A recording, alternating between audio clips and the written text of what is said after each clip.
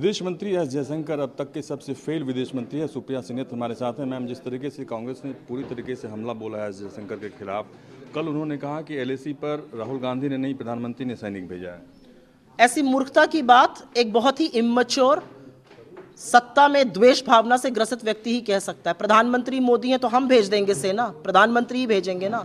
लेकिन उससे बड़ा वक्तव्य उन्होंने बोला है जिसकी चर्चा नहीं हो रही है। उन्होंने बोला है हम एक छोटी इकोनॉमी है और चीन एक बड़ी इकोनॉमी है, हम उन पर हमला थोड़ी कर देंगे। आप क्या कहना चाह रहे हैं कि हमारी भूभाकीय अखंडता के साथ खिलवाड़ होगा और हम मुंह में दही जमाए बैठे रहेंगे, दर्शक मूक दर्शक बने?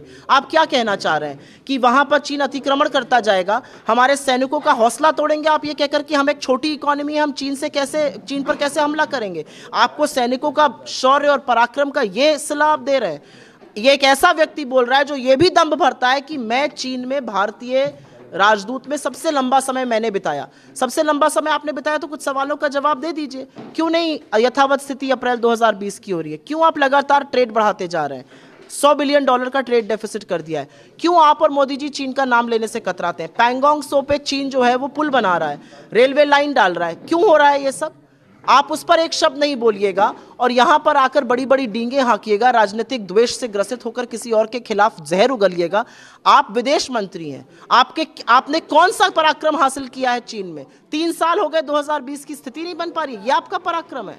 आपको लगता है कि चीन के मुद्दे पर संसद के अंदर भी चर्चा से भाग रही थी सत्ताधारी पार्टी बीजेपी, लगातार विपक्ष की तरफ से मांग की जाती रही कि चीन के मुद्दे पर चर्चा की जाए? मैं तो ये पूछती हूं कि मोदी जी किसके कहने से चीन का नाम नहीं ले पा रहे हैं? क्या जयशंकर जी की सलाह पर नहीं ले पा रहे हैं? क्या जयशंकर जी ने कहा है कि पार्लियामेंट में और पूरे देश को कह दो कोई घुसा हुआ नहीं है, जबकि चीन आपकी 2000 स्क्वायर किलोमीटर की जमीन पर कब्जा करके बैठा है, आपके पेट्रोलिंग पॉइंट्स को बफर जोन बना दिया गया है? ये किसकी राय से ये सब हो रहा है? ये किसकी राय से हो रहा है कि विदेश मंत्रालय और रक्षा मंत्रालय अलग अलग भाषा बोलता है चीन पर, और प्रधानमंत्री के झूठ को छुपाने के लिए जयशंकर जी 100 झूठ और बोलते हैं? सिर्फ सदन में ही नहीं, इस देश में ये दुर्भाग्य है इस देश का कि चीन का पीएलए और इस देश का प्रधानमंत्री चीन पर एक ही बयान देता है कि कोई घुसा हुआ नहीं है। आप हौसला दे रहे हैं चीन को, आप हौसला अफजाई कर रहे हैं चीन की।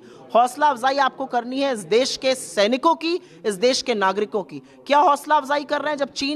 जब आप चीन के प्रेसिडेंट से पहली बार मिले जाबाजों की शहादत के बाद, तो आप वहां पर हाथ बांधकर लाल शर्ट पहन के खड़े हो गए। लाल आंखें कहां चली गई थी आपकी? आप $100 बिलियन का ट्रेड डेफिसिट कर रहे हैं, तो इस तरह के सवालों का जवाब वो दे नहीं पाएंगे। धन्यवाद। हमसे बातचीत कैमरा पर्सन जहांगीर के साथ रमन कुमार। नमस्कार, मैं हूं मानक गुप्ता। अगर आपको हमारा ये वीडियो पसंद आया हो तो इसे लाइक और शेयर जरूर करें, और हां, हमें सब्सक्राइब और फॉलो करना ना भूलें ताकि आप देश और दुनिया की कोई खबर मिस ना करें। तो जुड़े रहिए हमारे साथ और देखते रहिए News 24।